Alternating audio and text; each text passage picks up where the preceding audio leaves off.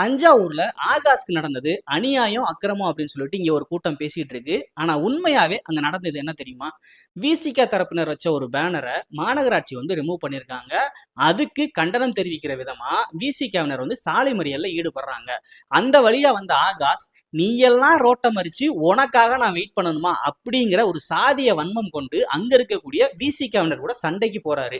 அது மட்டும் இல்லாம இந்த சண்டை பெருசாகி கைகலப்பாயிருமோ அப்படிங்கிற நோக்கத்துல அங்க வந்த ஒரு போலீஸ் அதிகாரி அந்த பையனை சமரசம் பண்ணி அங்க இருந்து அனுப்புறதுக்கு ட்ரை பண்றாரு.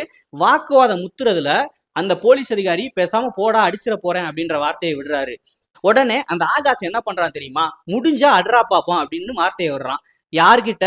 ஒரு போலீஸ் அதிகாரி கிட்ட. அது மட்டும் இல்லாம தன்னை விட வயதுல உயர்ந்தவர், தன்னோட அப்பாவோட வயதுல இருக்கக்கூடிய ஒருத்தர் கிட்ட முடிஞ்சா அடிடா பாப்போம் அப்படின்னு சொல்லிட்டு ஒருமையில திமிரா பேசுறான். உடனே கோவத்துல அந்த போலீஸ் அதிகாரியும் லைட்டா அவன் கன்னத்துல அடிக்கிறாரு. இது அந்த வீடியோல தெள்ள தெளிவா தெரியுது. இதுக்கப்புறம் ரியாக்ட் பண்ண அந்த ஆகாஷ் என்ன தெரியுமா பண்றான்? பலார்னு அந்த போலீஸ் அதிகாரியோட கன்னத்துல அறையிறான். இந்த ஆகாஷ் மனசுல இருக்கிறது சம்பாதிக்கணும் அப்படிங்கிற எண்ணம் கிடையாது, சாதிய வன்மம் மட்டும்தான். சம்பாதிக்கணும் அப்படிங்கிற எண்ணம் இருக்கிற ஒருத்தன் அங்க சாலை மறியல் நடக்கிற இடத்துக்கும் வரமாட்டான், அந்த பிரச்சனையிலையும் தலையிட மாட்டான். சம்பாதிக்கிறதுக்கான வழி என்ன அப்படிங்கிற விஷயத்த பார்த்துட்டு போயிட்டே இருந்திருப்பான். அதனால இந்த மாதிரி சாதிய எண்ணம் கொண்ட இளைஞர்களை போராளி அப்படின்னு சித்தரிக்கிறத தயவு செஞ்சு நிறுத்துங்க.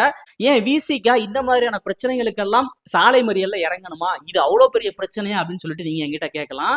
சாலை மறியல் அப்படிங்கிறது அவங்களோட கண்டன எதிர்ப்பே தவிர முழு நேரமும் அவங்க சாலையை மறிச்சுட்டு உட்கார்ந்துருக்க போறது கிடையாது. போலீசாரோட பேச்சுவார்த்தை நடத்தி அவங்க அங்கிருந்து கலைஞ்சு போயிட போறாங்க. அது மட்டும் இல்லாம சாலை மறியல்ல ஈடுபட்டவங்க மேல காவல்துறை உரிய நடவடிக்கை எடுக்க தான் போகுது.